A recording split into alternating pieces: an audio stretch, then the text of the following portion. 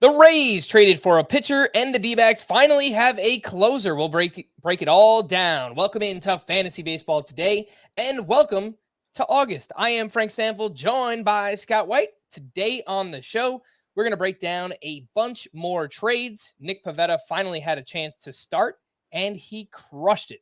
The drop-o-meter and much more. Before we get started, please like this video and subscribe on YouTube if you haven't already. And if you're listening on the audio side, download, follow, and leave a 5-star rating on Apple or Spotify. We really do appreciate it. Scotty, let's jump right in, man. We had a lot of trades here on Monday. The Rays acquired Aaron Civale from the Guardians in exchange for first base prospect Kyle Manzardo. Kind of caught me off guard a little bit. We'll talk about Manzardo in just a little bit. Aaron Civale this year, we've talked about him a lot recently. Solid season, more than a solid season. 2.34 ERA, 104 WHIP. The underlying numbers still pretty good. Doesn't strike many batters out. The curveball has elite spin rate. The cutter has great results so far this season. It kind of feels like a Zach Eflin type acquisition for the Tampa Bay Rays, and they did a great job with Zach Eflin so far this season. Aaron Civale up to 87% rostered. Scott, do you think that he gains value moving over to pretty smart organization in Tampa Bay? I think it's impossible not to look at this deal from the perspective of, okay, well, the Rays did it, so what are we missing? Given their track record, given what they accomplished with Zach Eflin, as you pointed out, biggest contract they've free agent contract they've handed out in their history, and it was Zach Eflin, and look how it's gone. He's been basically a top of the rotation arm for him this year. I do think, kind of putting myself in that spot we were in this offseason when the Eflin signing happened, I do think there were clearer things to point to with him to say, okay, maybe there's something here than in Civale's case. Civale, okay, yeah, it gets a lot of spin on his curveball, I guess. It's never translated to many strikeouts. He has a career low strikeout rate this year, a career worst walk rate too. Not that it's a bad walk rate, but that makes it all the more surprising. He's pitched to a 2.34 ERA overall, and the ERA estimators say he's drastically overperformed. One of the more favorable ones is xERA at 3.67, 4.58 xFIP, 4.69 Sierra for Aaron Civale. So this looks like this has the appearance of a guy who's going to crash and crash hard. I know Chris Towers especially has been very dismissive of what he's done so far.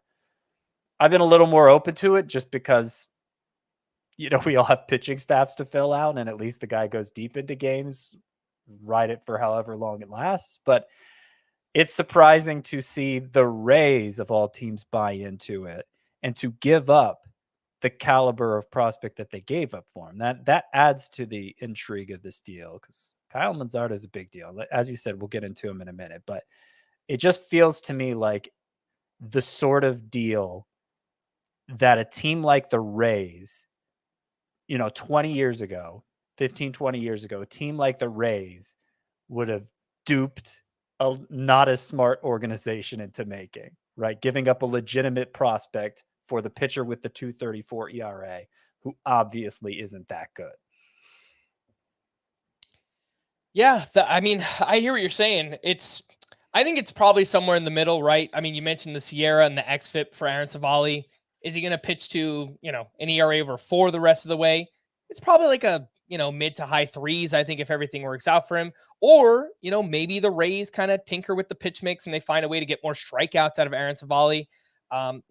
For years, I've kind of been hot and cold with him. Like one year I'm on when he's a sleeper. The next year he's kind of hurt the whole year. So we'll see. It is a very interesting trade for the Rays because, again, the prospect that they're giving up here in Kyle Manzardo, initially I was kind of taken aback by it. But when you think about the fact that Civale still has 2 years of service time, I think the Rays are a team that obviously values having that team control for a starting pitcher. So I think obviously that factored in here. Let's talk about Kyle Manzardo, who is having a down year this season in the minors, batting 238 with 11 home runs and a 784 OPS at AAA. Last year, a monster season in the minors, 327, 22 home runs, and OPS up over 1,000.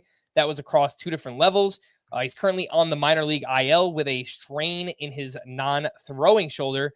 But as you mentioned, Scott, this is kind of an interesting deal. I saw you tweeting about it. You think this kind of clears the runway a little bit more for playing time in the future for Kyle Manzardo? Yeah. So it'll take a bit for me to it'll take a bit of warming up for me to get to that point. But I do want to say for Kyle Mazzardo, I think he's a very talented hitter. And despite what the AAA numbers have been, you pointed out last year how good his minor league numbers were between high A and double A. It has been kind of disappointing at AAA just by the surface level numbers. But if you go beneath the surface, average exit velocity 90.6 miles per hour, max exit velocity 111.9, swinging strike rate only 8.3%, in zone contact rate 87.5. If you get up around 90 with that, that's pretty amazing. So the guy has incredible plate discipline. He makes high quality contact. I don't know exactly why his batting average has been low at AAA this year, but given that he has had so much success in his past, I think we can look at this data and say, okay, Kyle Manzardo still is the real deal. And if you like a Vinny Pasquantino, for instance, then you should also like Kyle Manzardo. I actually traded him away in the Scott White Dynasty League. I had him as somebody who likes him in 2014 Scott White Dynasty League and traded him away as part of that big package for Mitch Keller. And there were some complicating factors having to do with contract status and all of that. But part of the reason was because he played for the Rays, and I didn't trust the Rays to give him the runway you're talking about, Frank. And so had I known he'd be traded to another organization, maybe I would have been more reluctant to move Kyle Manzardo. He is first base only, which I think is also maybe part of the Rays thinking. Obviously, they value versatility, and if they have a guy who can only play first base, that inhibits it. Guardians have a breakout first baseman this year in Josh Naylor. So it is still, it will take some careful planning to get Manzardo an everyday job with the Guardians, but I think they're committed to doing it. Obviously, they traded for him. DH spot makes it possible. And yeah, I think there's a good chance, probably not this year, given the way Manzardo's AAA season has gone, but at some point next year, Josh Bell is under contract still, but maybe they trade him in the offseason or maybe they trade him at some point next season and clear the way for Manzardo that way. I think he makes an impact for the Guardians, like I said, at some point next year, and goes on to be a great success, hopefully. One thing I will point out that doesn't help Manzardo's case for being a full-time player eventually is that he has struggled against lefties at basically every level in the minors from what I've seen, especially this year too. So yeah, obviously, which is why I think it's another good reason he's in the Guardians organization. It is very typical for a left-handed hitting minor leaguer to struggle against left-handed pitchers. That's something that takes a long time to learn. Last year we were talking about that with Gunnar Henderson. And obviously it hasn't been something that's inhibited his playing time so much at the major league level. But with the Rays, because they are so short-term focused and because they are so, they have to squeeze every bit of efficiency out of everything to compete. I think they would have been willing to inhibit Manzardo's development in a way that maybe the Guardians won't. Hopefully, glass half full. I hear you, Scott. I hope that is the case because there is a lot to like here with Kyle Manzardo. And, just speaking about a player like him in the Guardians organization, Josh Naylor, I mean, as recently as I think even the start of this season, he wasn't playing regularly against left-handed pitching. Now he's an everyday player. They don't have a choice. He's been that good as a hitter. So hopefully that's kind of the path that Kyle Manzardo can take here with the Cleveland Guardians as well. Last point on this trade, Scott, do you plan on moving Aaron Civale up in the pitcher rankings, or is it just kind of status quo for now? So it's kind of similar to what I was the case I was making with Max Scherzer. How, okay, in theory he's going to a team with a better supporting cast, but his worst supporting cast hadn't held him back in terms of win-loss records. Civale 5-2 this year in his 13 starts. Obviously, he missed a lot of time with injury, so the fact he has 5 wins and 13 starts is pretty good. I think he was due for regression, whether he stayed or went. So I in theory, pitching for the Rays is better than pitching for the Guardians. I just don't think we're going to feel it in terms of his impact to our fantasy team. So I'm not inclined to move him up that much, if at all. Okay, other ripple effects here. I did think it was kind of surprising the Guardians traded away a pitcher, considering they lost Shane Bieber, they lost Tristan McKenzie. They recently acquired Noah Syndergaard because they are desperate for arms in their rotation, yet they still made this trade. And apparently, Guardians GM mentioned that Peyton Battenfield, Hunter Gaddis, and Joey Cantillo as options to fill in the rotation moving forward. Cantillo is just a name that should be on your radar, I guess, in deeper leagues, AL only, maybe deeper dynasty leagues too. Hasn't pitched well in the minors this year, but has pitched well in the minors in previous years. So again, the name there, Joey Cantillo, is just one to pay attention to. And as a result of acquiring Aaron Civale, the Rays optioned Taj Bradley back to AAA. Scott, would you say that he is a drop in redraft leagues?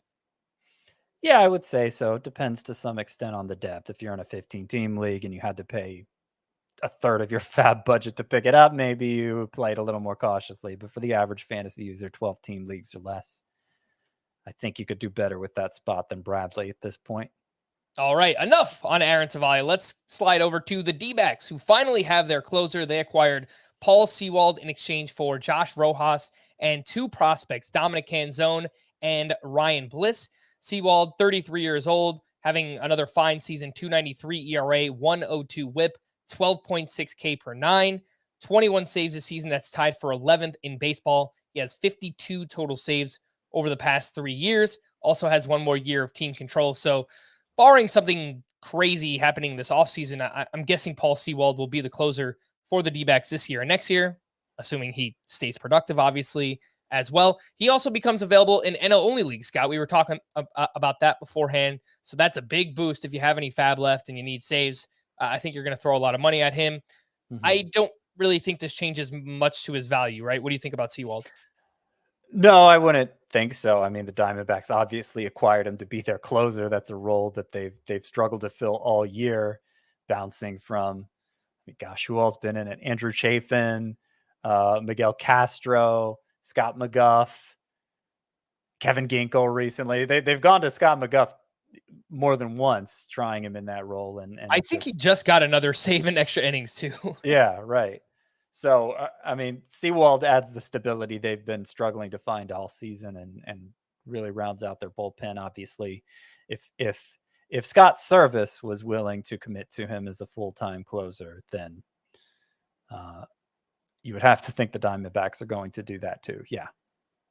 I think the bigger question here, Scott, is what happens with the Mariners bullpen, right? The ripple effect there. My initial guess was that Andres Munoz, who does have a save over the past week, would step into the role. And so far this season has a 296 ERA, 1.15 whip, 12.2 K per nine. Walks a bit of an issue. He throws extremely hard. He gets ground balls. He gets tons of whiffs as well. Has 2 saves this year, had 4 saves last year.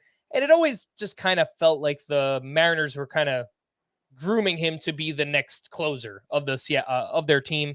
Some people on Twitter pointed out to me maybe Justin Topa or Matt Brash. Those are relievers that have pitched well recently for them. Maybe they go with a committee. They have done that in the past. Your take on the Mariners bullpen? I'm going to call it right now. The biggest winner of the trade deadline from an individual player perspective is going to be Andres Munoz. And if he's available in your league, I checked earlier today, he was out there in 60% of CBS sports leagues. You need to pick him up now because he has a chance to be a stud closer, a better closer than Sewald even. In fact, coming into the year, you may remember a lot of people were predicting he was going to overtake Sewald for that role, as good as Sewald was down the stretch last year. A lot of people were predicting Munoz was going to overtake him. I believe he got a save on opening day, too, which only added fuel to the fire. But then Munoz ended up missing time with a shoulder issue, I believe it was, and Sewald really solidified things in his absence. I understand the concerns of a committee because I was just making reference to it myself. Scott Service, the Mariners manager, has been really since they traded away Kendall Graveman a couple years ago. He had been very reluctant to commit to any one reliever in that ninth inning role before finally settling on Sewald in the second half of last year. But A, he did finally settle on somebody. And B, okay, you mentioned some choices, Justin Topa, Matt Brash. You look at their numbers and it doesn't, like, back in the day, there were several Mariners relievers who you could make a case looking at the numbers would be a good choice to close. They could get away with using some of these guys in the ninth inning, but they're nowhere near the talent level of Munoz, you know? I just think, and I know very first day Sewald's out of the mix, Munoz comes in and gets one out in the eighth inning.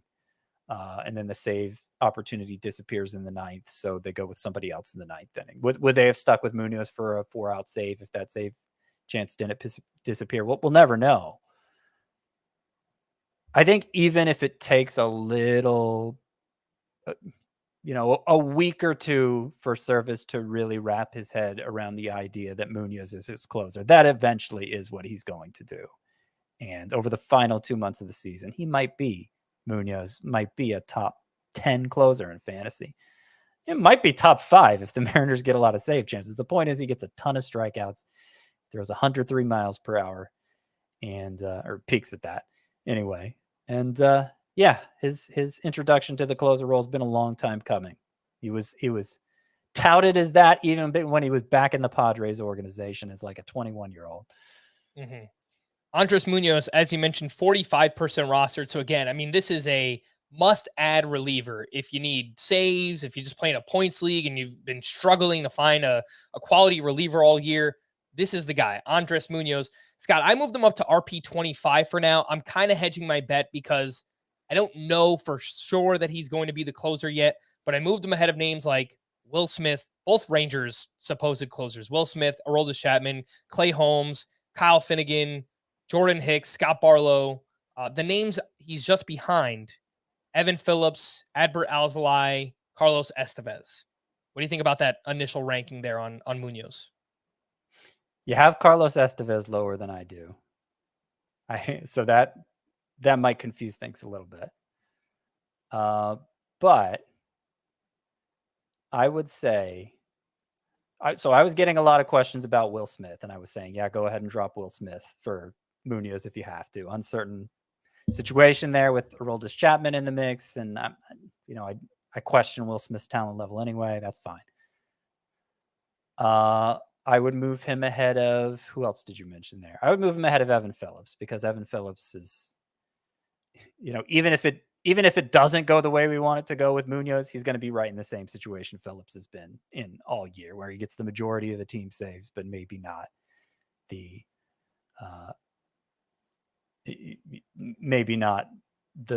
vast majority of them. I would move him ahead of, so I guess he'd check in about 19th in my rankings. I think Clay Holmes, that's where I'm initially going to slot Andres Munoz, which would put him behind Yohan Duran. It would put him behind Peter Fairbanks, Kenley Jansen. In my own rankings, put him behind Paul Sewald. I think the highest, I think I want Andres Munoz to be the highest ranked reliever who isn't 100% sure his team's clear-cut closer, because A, I think he's going to become that in very short order, and B, I think he's the most talented of anyone we could name in that group. All right, fair enough. That is Andres Munoz, who we are assuming will step in as the Mariners closer.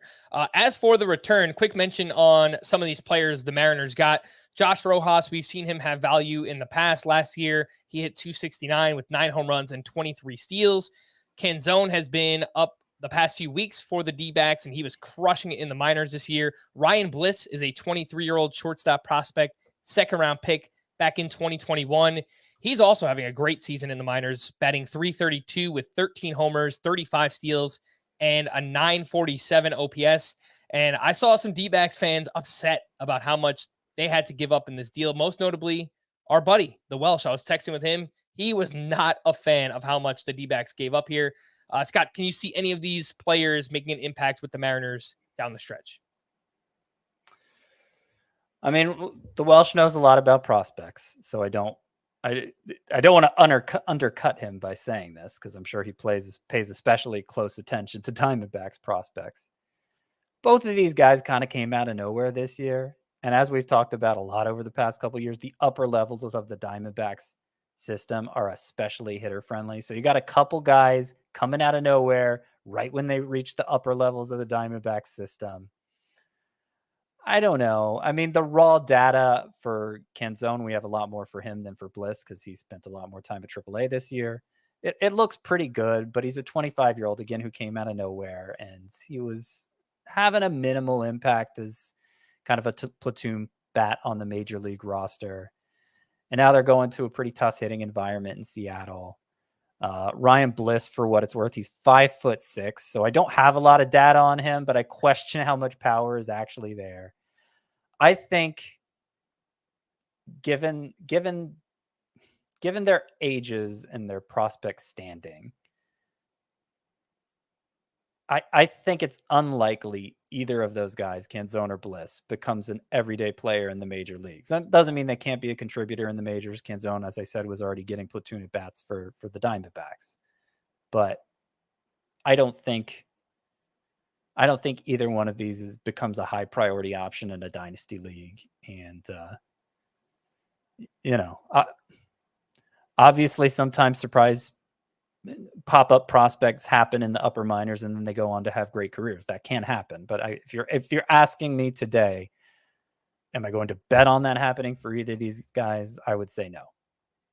I noticed the same thing. Ryan Bliss, I went to his minor league page, 5'6". That's amazing. I hope he works out. This could be like another Jose Altuve type player, but we shall see. Scott, a bit of a heightist, by the way.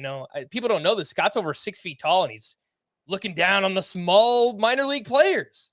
Yeah, I don't know why people are surprised by my height. I do get that a lot when they either meet me in person or they just ask how tall I am, and I tell them 6'2". It's actually 6'1.5", but who's not going to round up in that situation? I don't think that's like freakishly tall or anything, but I don't know. That's people are surprised to hear I am that tall. I might question it too, Scott, because on my driver's license it says 5'9". You and I were pretty close in height, if I do remember correctly. 5'9". That's what it says. Well, have you actually measured yourself? Like, there are ways you can figure this out. You don't just have to trust whatever's on your driver's license. I trust them. Whatever.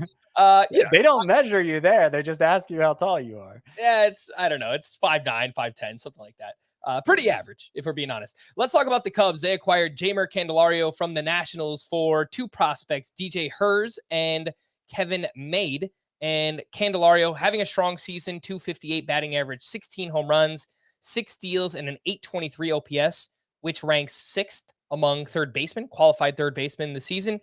Kind of feels like he's been overachieving. If you look at the StatCast numbers, the quality of contact, the expected numbers for Candelario, it is, I think, a quality move for the Cubs if they're trying to make a run at the wild card. It's a big lineup upgrade going from the Nationals to obviously the Cubs lineup here. Scott, are you going to be intrigued to move Jeimer Candelario up in the third base rankings?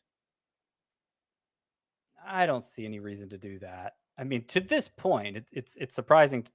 It was surprising to me to find this out. He has been the 9th best third baseman in points leagues, the 15th best in categories. I think the disparity there is he hits a ton of doubles. He has 30 already.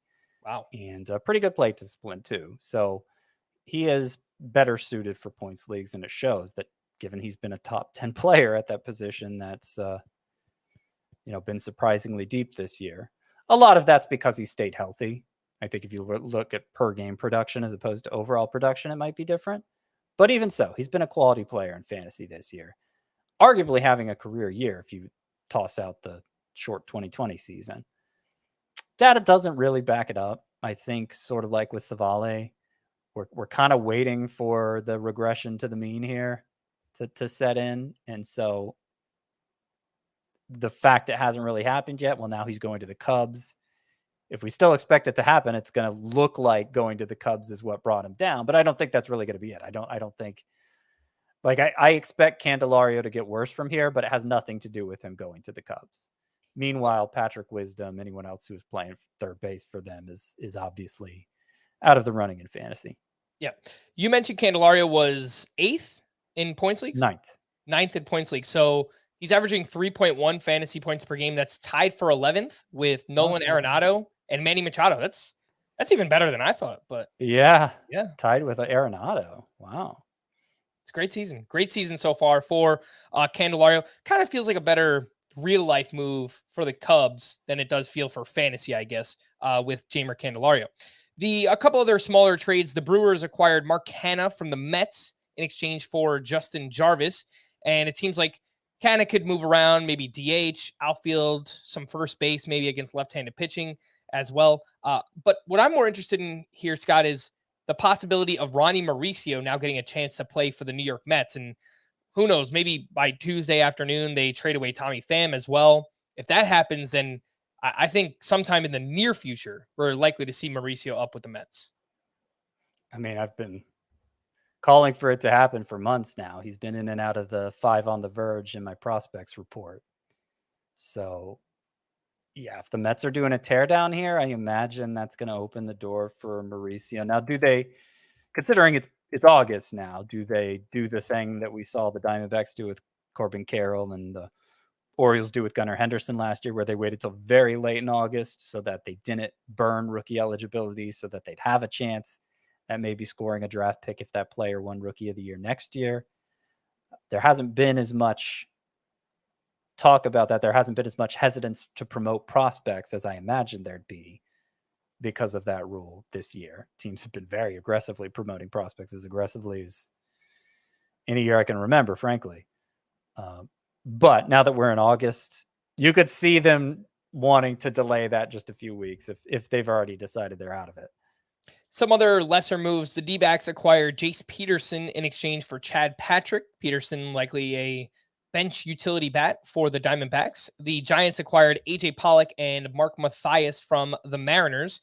Pollock currently hurt. He's on the IL and frankly having a really bad season as well. So don't think that matters much for fantasy. Some lesser reliever moves. The Reds acquired left-handed reliever Sam Mole from the A's in exchange for Joe Boyle. And the Cubs acquired right-handed reliever Jose Cuas from the Royals in exchange for Nelson Velasquez. Scott, anything there that I mentioned? Does any of that matter? Jace Peterson, Pollock, some reliever moves?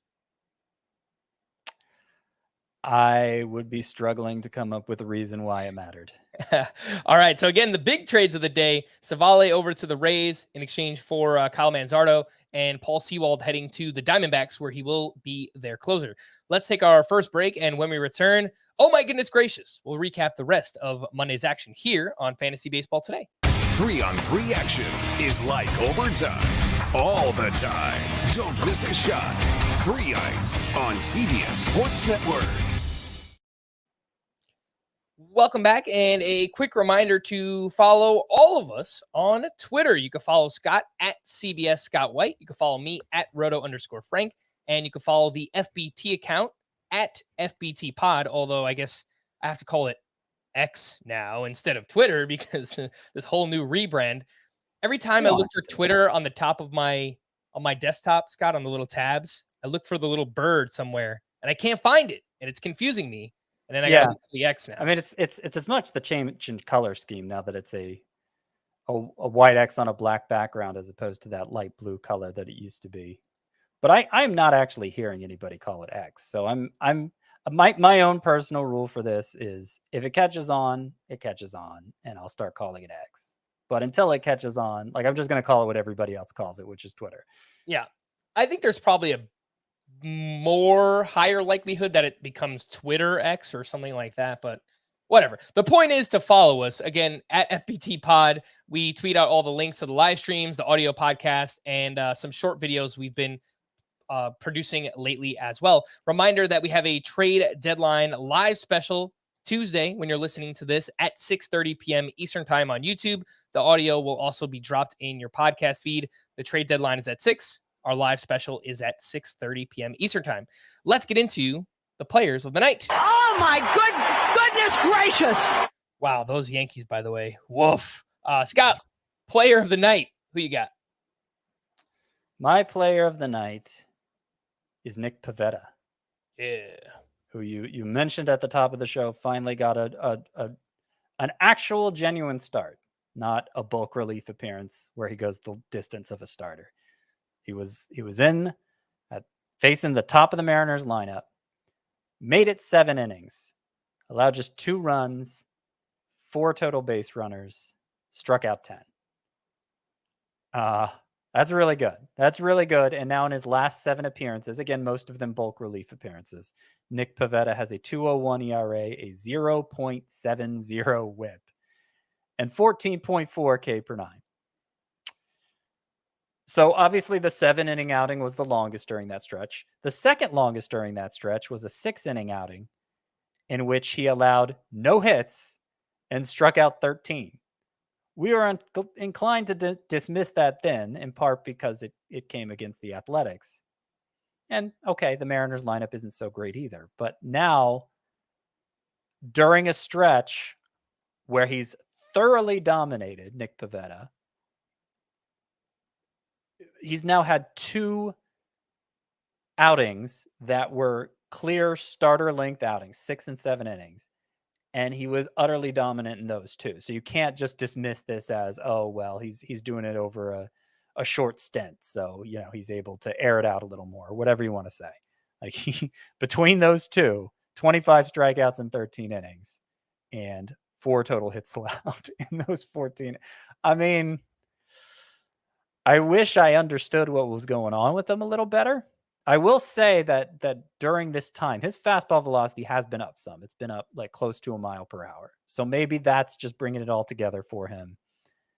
And there's still a chance that, if he's asked to go 6+ innings with consistency, that would come back down and maybe he wouldn't be able to sustain this. But it's to a point now where I think we got to pick him up. It doesn't mean we have to stick him in our lineup right away. But if we don't pick him up, somebody else is going to pick him up. And what if it turns out to be legitimate and you just thumbed your nose at it for so long that you missed out on, one of the breakout pitchers of the final 2 months of the season? I remain highly skeptical, but the numbers are getting hard to ignore at this point.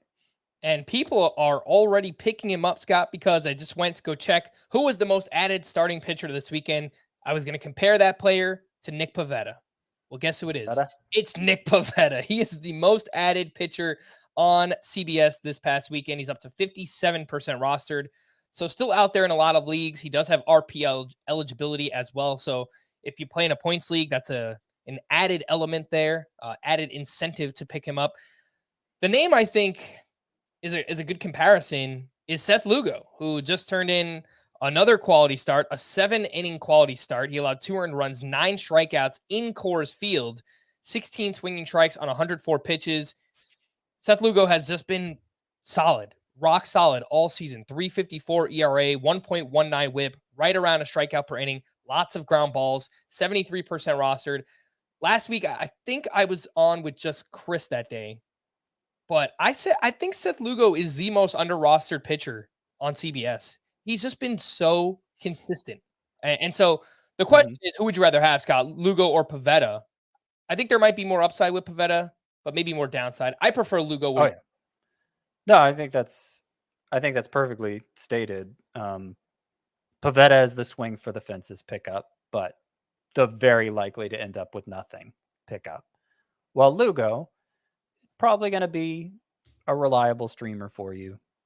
Not pick up off of waivers and start him streamer, but somebody you move on and off your bench rest of season based on matchups, to start status, etc.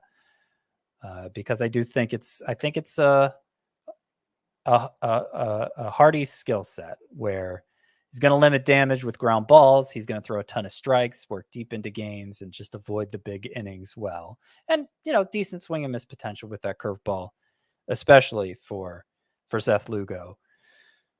So, I think it kind of depends on what you're looking for. I agree. 57% what's Lugo at? I'm still on Pavetta's page. He's 73. Okay.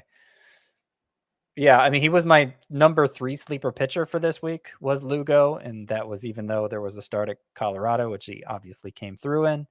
Next start in the 2-start week is the Dodgers. So really 2 really tough matchups for Lugo, but I still had him third among my sleeper pitchers. I was kind of sweating that.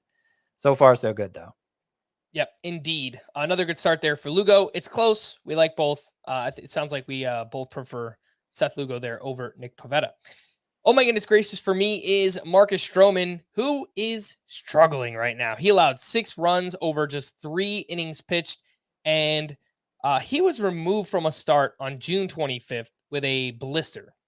And over his last 7 starts, including that start where he got removed, he has an ERA of 9.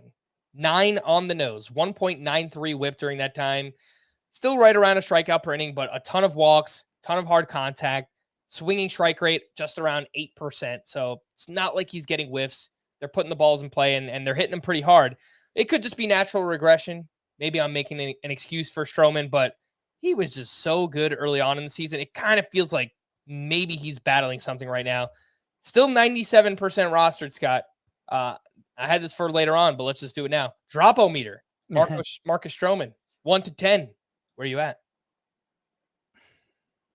I mean, what are we considering picking up for him? Lugo? Would I drop Marcus Stroman for Seth Lugo? Or Nick Pivetta? I might do it for Lugo.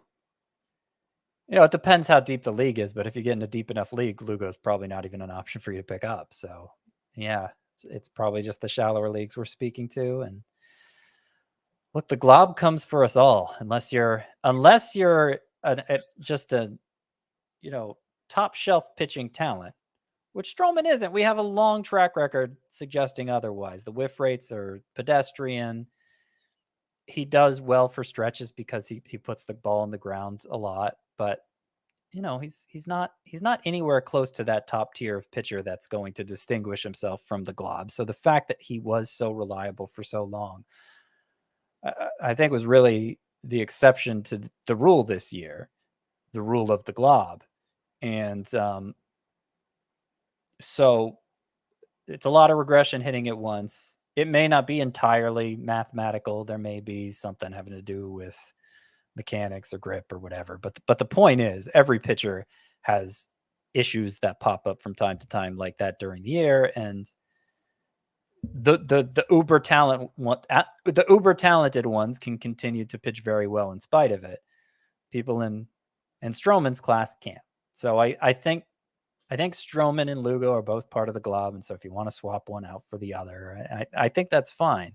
I certainly don't trust Stroman in my lineup right now with that 9 ERA over his last, 7 starts? Yep. And I think only one of those starts was anything in the neighborhood of good. So yeah, it's just unusable right now. I have a poll question up on YouTube right now. Would you drop Marcus Stroman for Nick Pivetta? And there's 195 votes. 54% say no, but it is close. So that means, people gotta think about it a little bit. And what's the ERA up to now for Stroman? I think I saw 385 overall. So, I mean, Lugo's got the better ERA at this point, 354. Mm-hmm. And he has the better strikeout rate, I would guess, too. Entered today 8.7 per 9. I'm sure Stroman's not that high. No, I think he's at 7.8. Yeah. And then, pretty big difference in whip too. So I don't, I'm not sure what's driving that other than loyalty to what he did for you earlier this year. And the fact he made the All-Star team, I guess. All right, let's stick on with the drop-o-meter here, Scott. I have a few other players. Anthony Rizzo, still 93% rostered. It's starting to seem like a mistake. Again, I might be making an excuse. He hurt his neck on a collision with Fernando Tatis on May 28th. Just trying to find reasons why these players have been so bad for so long, especially someone like Rizzo, who has an extensive track record. But 45 games since that moment, he is batting 170 with 1 home run. He still has a 90-mile-per-hour average exit velocity during that time, but only 2 barrels. A lot of it has been without Anthony Rizzo. I get that. But without Aaron Judge, you mean? Without Aaron Judge, yeah. Rizzo's still 93% roster. Scott, where is he on the drop-o-meter? 1 to 10. I never gave an actual number for Stroman, did I? Yeah. So Stroman's like a 5. Rizzo, 7. I mean, obviously there has to be a first baseman worth dropping him for, and that's been a difficult position to fill, especially in the deeper leagues where it'd be more of a question whether you can drop Rizzo. But yeah, 93% rostered at this point seems a bit much. Tristan Casas is currently the most added first baseman. He's 78% rostered. Would you make that swap? So it is frustrating that Casas still sits against left-handers, but he's been so good for so long that at this point, and Rizzo been so bad for so long. Yeah, I think I'd make that swap. I think so too. 2 other names that performed well on Monday. Would you drop Rizzo for either of these? Joey Meneses went 3 for 4 with his 8th home run, and so far in July, batting .283 with 6 home runs, 19 RBI, and an .863 OPS. Ryan Mountcastle went 2 for 3 with 2 doubles and 3 RBI, and in 15 games since coming off the IL, Mountcastle batting .350 with 2 home runs, and OPS just over 1,000. Scott, would you drop Rizzo for either Meneses or Ryan Mountcastle? So what's interesting about that with Mountcastle is he hasn't played every day since coming off the IL. Ryan O'Hearn was so good in his absence that the Orioles are still slotting him into the lineup, and he's still delivering. He's O'Hearn's somebody to consider for this category too, frankly. It seems like Mountcastle is starting to play more, though. He started 6 of their last 7 games. Yeah. I mean, Sunday was the day he sat. I sat 2 Sundays in a row and started every game in between, looks like. So hopefully, yeah, they're working him in more. I think that would be enough justification to drop Rizzo for him. And I think you could consider dropping him for O'Hearn too. I wouldn't drop him for Meneses, but Meneses is interesting right now. So big day here on Monday, 3 for 4 with a home run. His 8th home run of the season. 6 have come in July, which obviously means the first 3 months of the season, he hit a grand total of 2 home runs. That's obviously not going to cut it at first base. Why is he hitting 6 now in July? Obviously, that's closer to what we hoped he'd do coming into the year. Remember, he was one of the big stories over the final third of last season, emerging as a must-start player. Is he going to get back to that? Highly skeptical. His average exit velocity during this stretch with the 6 home runs of July, 87 miles per hour. It's actually lower than his season average exit velocity. He has pulled the ball a lot more in July, and that's a good way to get home runs out of low exit velocity readings. Is it sustainable? I'm skeptical. That's somebody that I don't think I could drop Rizzo for, Joey Meneses. All right, fair enough. One more player here on the drop-o-meter, Edward Cabrera, who allowed 2 runs over 3 innings pitched, including 6 walks in this start. He has a combined 5 innings pitched over his last 2 starts, and Edward Cabrera still 68% rostered. Drop-o-meter on him, Scotty. 8. He's not even globby. I mean, he has the upside to skip over the entire glob, I think, but like, what is it? 11 walks in 10 innings since returning from the IL is just that's just a difficult hurdle to clear. Yeah, I got it right exactly. 11 walks in 10 innings since returning. Yeah, I dropped Edward Cabrera in Tout Wars on Sunday. That's a 12-team head-to-head points league with roto-style lineups. So we start 7 starting pitchers and 2 relief pitchers. It's a little bit deeper than a normal league. I still dropped him. I chose to keep guys like Lance Lynn, Alek Manoah, Gavin Williams over Edward Cabrera. It's just those walks are untenable right now from a fantasy perspective. I think it's okay to drop Edward Cabrera. Let's hit some news and notes here, Scott. Mike Trout took dry swings prior to Monday's game in Atlanta, and it's unclear when he'll be able to return, but facing live pitching will be the next big hurdle. Pleasant surprise as Jazz Chisholm was activated from the IL on Monday. He was batting cleanup, finished 1 for 3 with a double and his 15th stolen base of the season. Braves GM Alex Anthopoulos confirmed that Max Fried has completed his rehab assignment and will be reinstated later this week. They haven't specified which day Fried will start, but it's likely to be Friday or Saturday. Bo Bichette exited Monday with right knee discomfort, and obviously potentially big injury there for a big name star in Bo Bichette. So we'll see where it goes from here. Thairo Estrada will begin a rehab assignment with AAA on Tuesday. He should be able to rejoin the Giants at some point this week. Yuri Perez made a short start at AA last week, tossing just 2 1/3 innings, striking out 5. And according to Jordan McPherson of the Miami Herald, GM Kim Eng said the Marlins are, quote, creating a path for him to come back, him being Yuri Perez, to the Marlins, but no specific timeline has been provided. Still 81% rostered, so people are holding on, Scott. They are holding on. They've got faith in Yuri Perez. I get Rightfully. Yeah, we just. I'm going to predict just one more start in the minors. Yeah, maybe he goes 4 innings. Maybe he goes less, but I they're trying to make the playoffs and they're quickly losing ground there. So true. They'd rather use those bullets in the majors, I'm sure. Yep. Mid-August. Let's root for that here on Yuri Perez. Despite jamming his shoulder on Sunday, Ha-Seong Kim was back in the lineup and leading off Monday in Coors Field. Aaron Boone said that, quote, all options are on the table when asked if the Yankees are committed to giving Luis Severino his next start in the rotation. Yikes. Big yikes. Jared Kelenic, who's out with a fractured left foot, is unlikely to return until early September. Michael Wacha was scheduled to throw a simulated game on Monday. He's been out since early July with a shoulder injury. Griffin Canning was scratched from Monday's start with general soreness, a.k.a. he didn't want to face the Atlanta Braves. I don't know if that's true, but I wouldn't want to face the Atlanta Braves. Chase Silseth started in his place. What a confounding situation. And we spoke about this earlier before the show started. Domingo Germán scratched due to discomfort in his right armpit. Johnny Brito called up, started in his place, and then Germán pitched 5 shutout innings in relief. I have no idea. It's very confusing.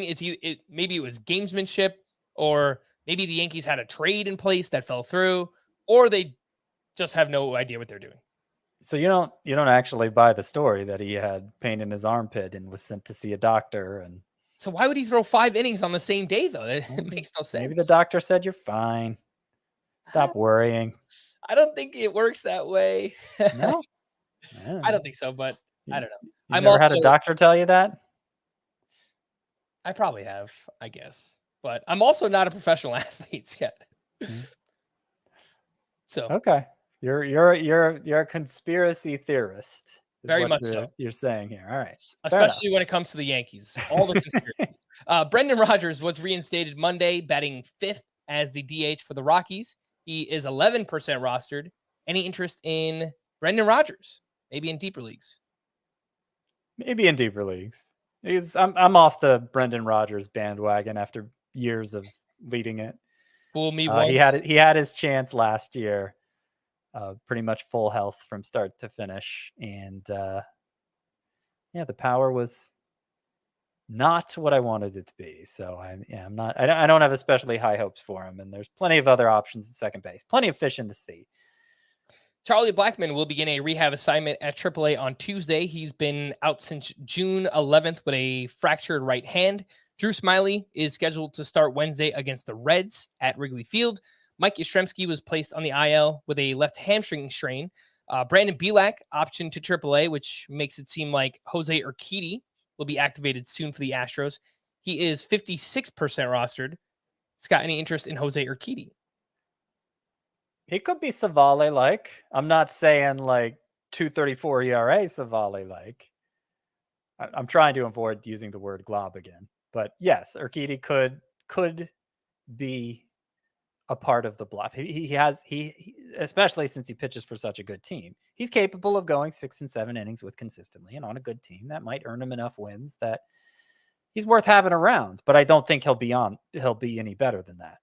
All right, let's take our final break, and when we return, got some other waiver wire questions, some leftovers. We'll do all of that right after this. Said I'm fired up. I'm sorry your time's up. I see the time up. Came from the ashes, I rise up.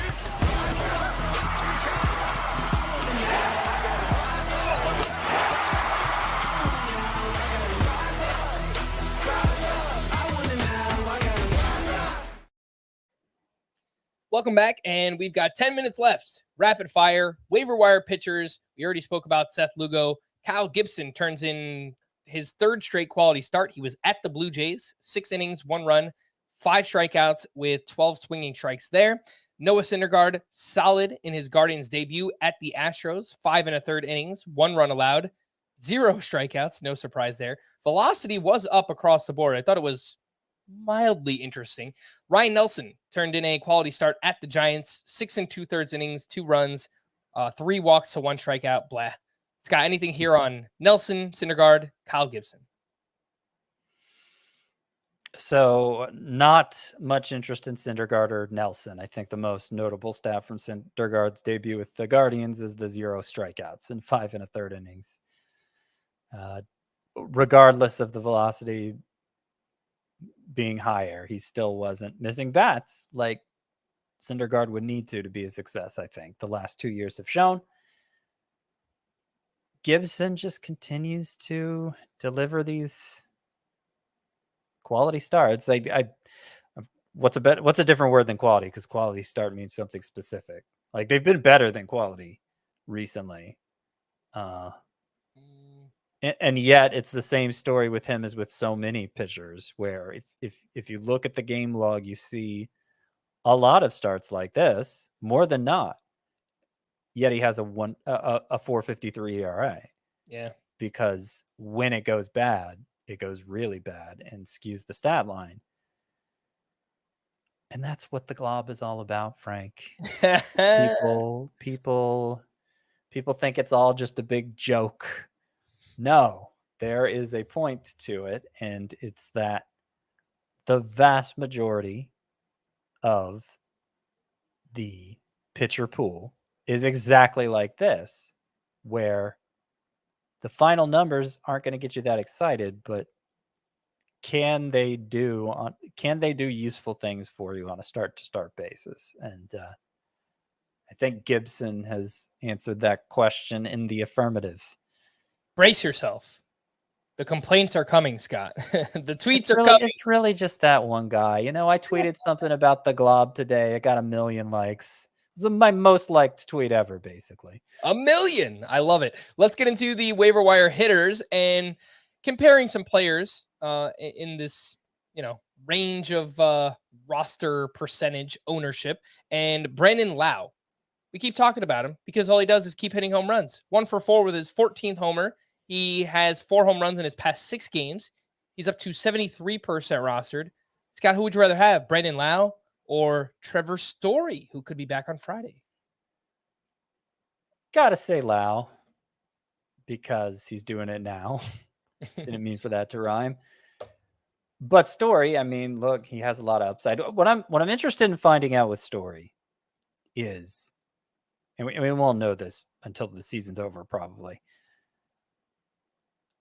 were his disappointing batting averages the past 2 years. Remember, it started in Colorado, his last year in Colorado, went from being a first-round caliber bat to, still a good power speed guy, but the batting average dropped to the 250 range, even in Colorado.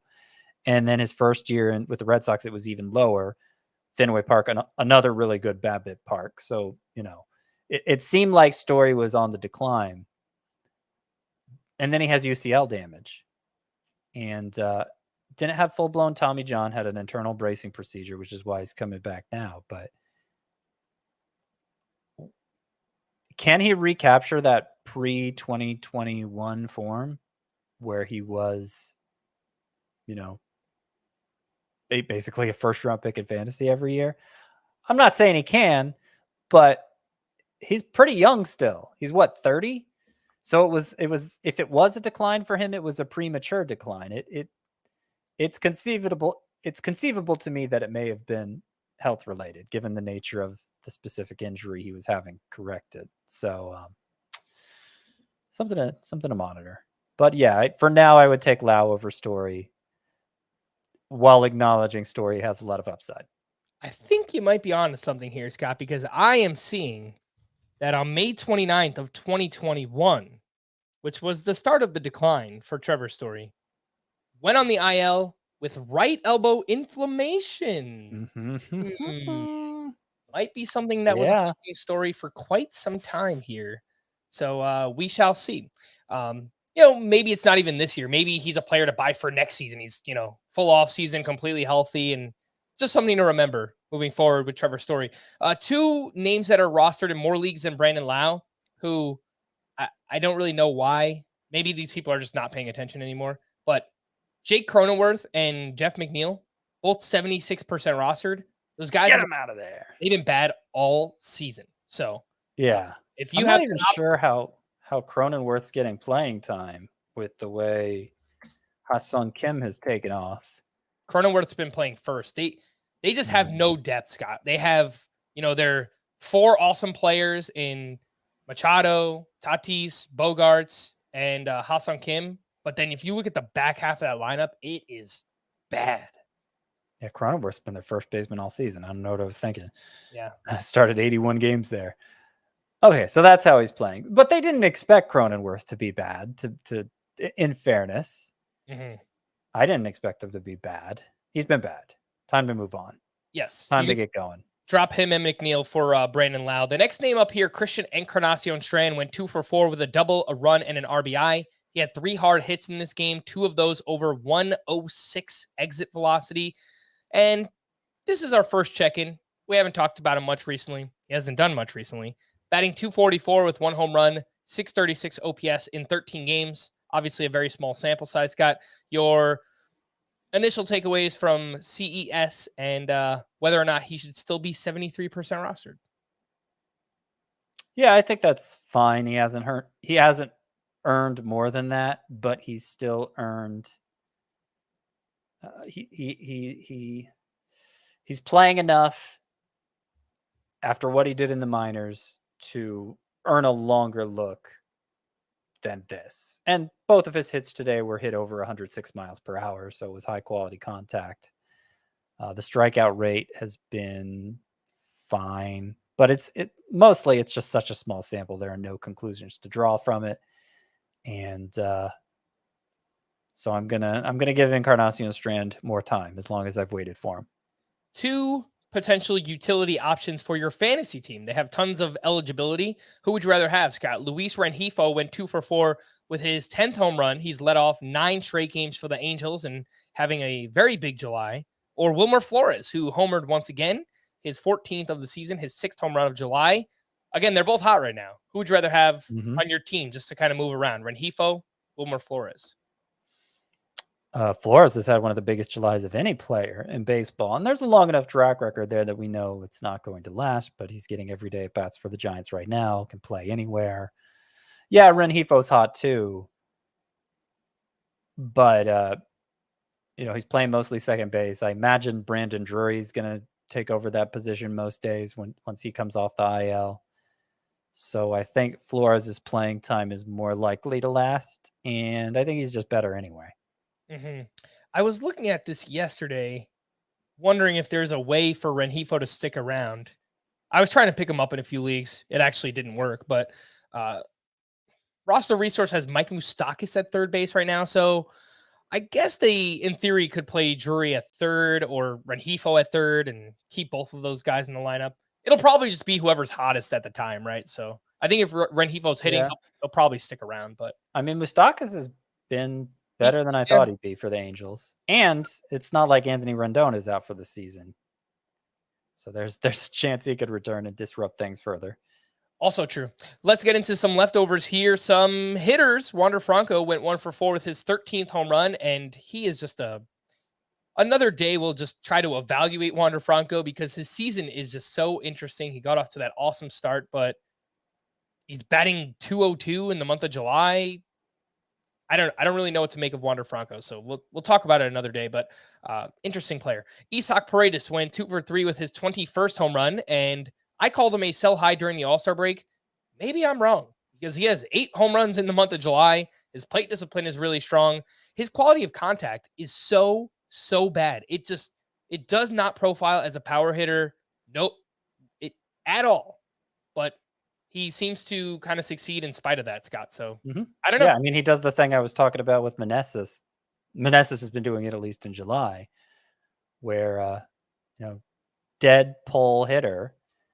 And if you look at his spray chart, Isak Paredes' spray chart, is this cluster of home runs to straightaway left field and basically nowhere else. And you can carve out a career that way as a productive hitter in the majors, even if you're not somebody who's delivering the premier exit velocities. So I don't think you're wrong necessarily to call Paredes a sell high. He's more suspicious than most players with numbers like his, but there's also a chance he just continues like this. I think there's definitely a path to that outcome too. CJ Abrams will not stop stealing bases. He picked up his 25th steal of the season, and it was his 16th here in the month of July. Just a huge month for CJ Abrams. Gunnar Henderson went 1 for 3 with a sock and a shoe, his 17th home run and 6th steal of the season. Matt Olson went 2 for 2 with 2 walks and his 36th homer of the year.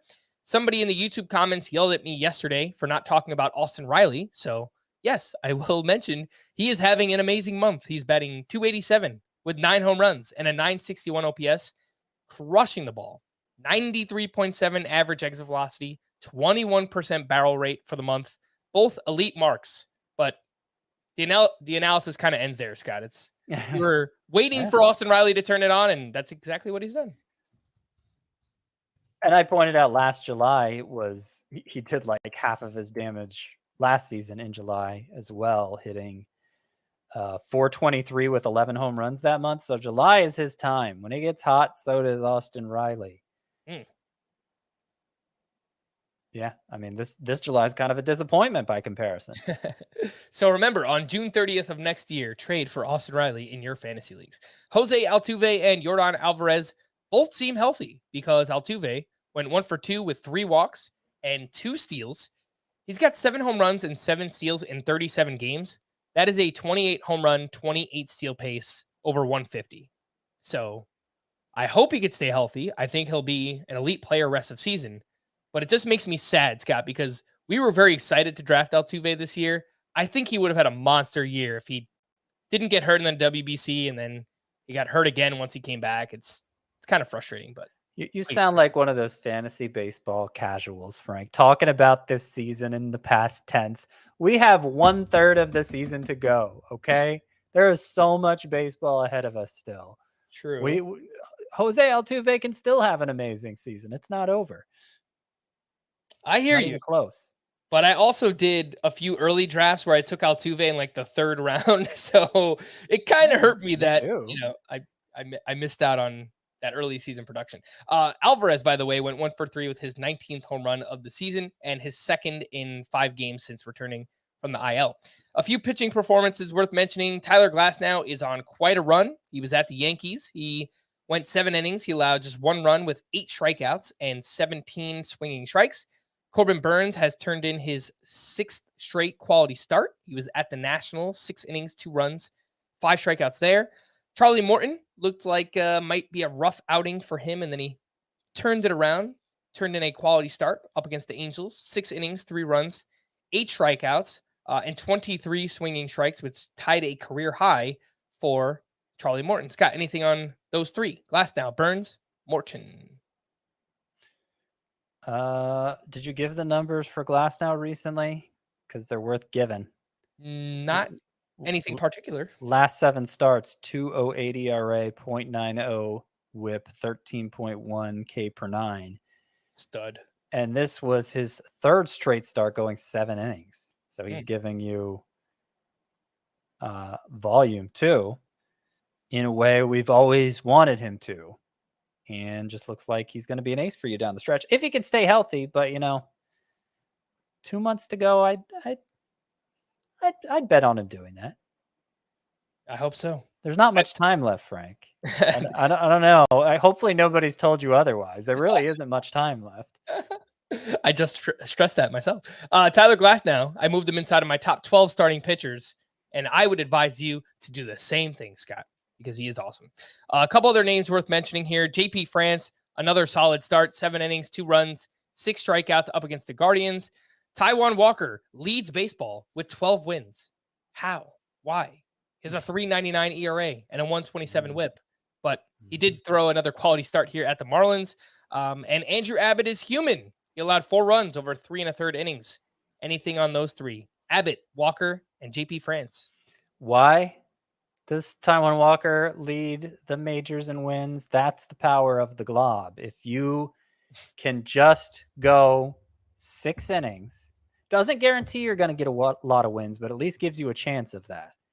And I think Taijuan Walker is proving that this year. Who else were we talking about? I lost my place in the rundown. Abbott, JP France. Oh, yeah. Okay. So Abbott had a bad start, his second bad start so far. The concerns remain the same. He gives up a lot of hard contact. And is he going to be able to avoid these starts often enough because of that? It's not like that was even really his issue today. So I wouldn't take that much from this performance. It is worth commenting on, though, since they've been so few and far between, the bad ones, and because he's been a mercurial pitcher to begin with. JP France, he got that changeup use back up in this start, 25%. Remember, it was way up 2 starts ago and then almost non-existent last start. Only got 2 whiffs on it. The reason I wanted to use him more is because it's been a good swing and miss pitcher for him. So that just, the confusion over JP France continues.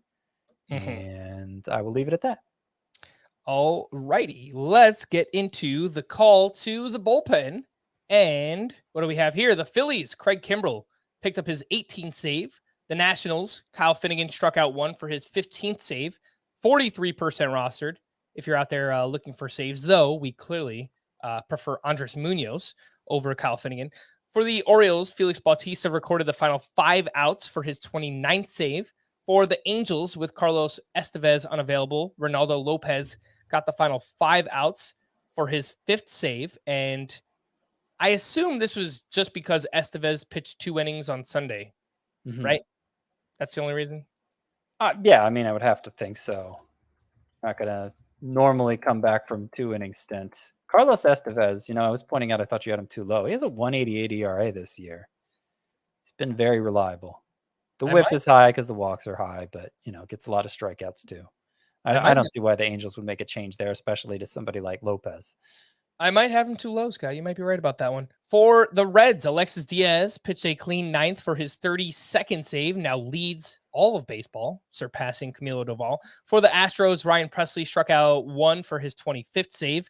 For the Rockies, Justin Lawrence entered in the 8th inning, and he was attempting to go for a 5-inning save. He did allow 5-out save. What did I say? 5 inning. Yeah, that would be weird. 5-out save for Justin Lawrence. He allowed a run in the top of the ninth, rather, and took a blown save there. And then for the Diamondbacks, Scott McGough eventually picked up his 9th save in extra innings. But I assume we could drop both him and Kevin Ginkel, Scott, with Paul Sewald coming over. That seems like a safe assumption, yeah. All right. To stream or not to stream, let's start with Tuesday. And the names that I like here are Ranger Suarez at the Marlins, Josiah Gray versus the Brewers, and Johan Oviedo versus the Tigers. I prefer Jose Quintana at the Royals and Oviedo against the Tigers to Josiah Gray against the Brewers. Gray would be my 4th choice. Okay. So Suarez, for me, it's Suarez, Quintana, Oviedo, Gray. On Wednesday, we've got, I'm intrigued by Grayson Rodriguez at the Blue Jays. It's okay. I don't love the matchup. I think it's fine. Okay. Cutter Crawford at the Mariners, maybe? Risky, but, we saw what Nick Pivetta did to that lineup today. Not many options on Wednesday. Mackenzie Gore, that could go really well against the Brewers. He could get a lot of strikeouts, or he could get a lot of walks, and it's an ugly stat line. So you kind of have to decide what you need and how desperate you are. But Mackenzie Gore against the Brewers could go well. For my Pokemon fans out there, Mackenzie Gore is kind of like the pre-evolution of Blake Snell, right? Like if Blake Snell is a Charizard, Mackenzie Gore is a Charmander. He's got he's got some of the traits, but he's not there yet. He's got to evolve,